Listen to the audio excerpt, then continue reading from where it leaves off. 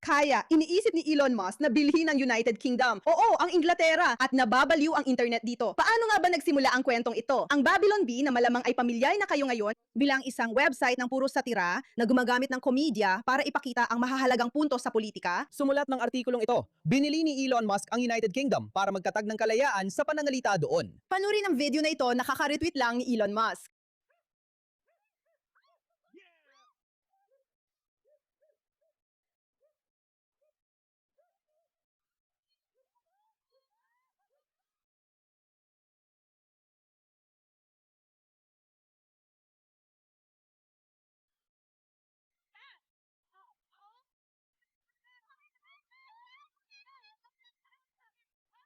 Behave.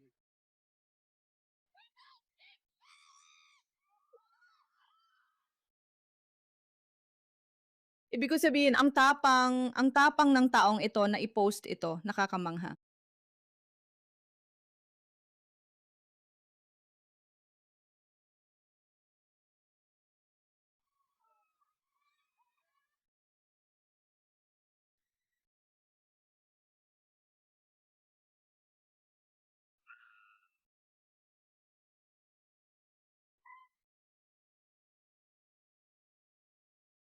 Sige, tama na ito dahil syempre marami talagang technical na tanong kung kaya ba talagang bilhin ni Elon Musk ang isang bansa. At kung alam mo kung gaano kalaki ang utang ng UK, malamang hindi ganoon kahirap gawin yon. Pero syempre, nabibiro lang ako at nagpapalabis dahil oo, napaka komplikadong bagay ang bumili ng isang bansa. At hindi rin malinaw kung kaya ba talaga itong gawin ni Elon Musk. Pero ang punto dito ay pareho pa rin. Ang punto dito ay sobrang mahalaga dahil ang gusto niyang iparating ay may kailangang gawin. Kailangan ng pagbabago. At sang-ayon din ang internet sa kanya. Kapag nalaman mong ang pagbili sa UK ay aabutin lang ng ilang milyong kambing mula sa Fox News, aray.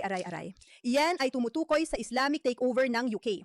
Heto na naman ang isa sa mga nakakainis na meme, di ba? Kung saan nandyan na si Elon na papasok. Magkano para sa buong United Kingdom? Kukunin ko ang Inglaterra, Escocia, Gales, ang mga accent, ang ulan, ang kultura ng pagpila, lahat. Sabihin mo lang ang presyo mo. Dogecoin, Tesla stock, o pwede rin kitang i-Venmo, Ginoong Musk. Hindi pinagbibili ang United Kingdom. Isa itong soberanong bansa. Hindi ito isa sa mga online shopping cart mo. Sige, ayos.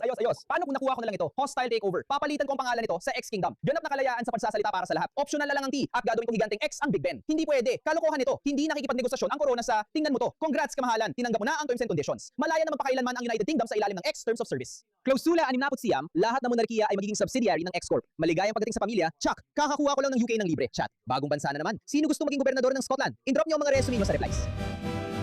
Siyempre, tinutukso nito si Elon Musk at tinutukso rin si Prinsipe Charles, Harry Charles.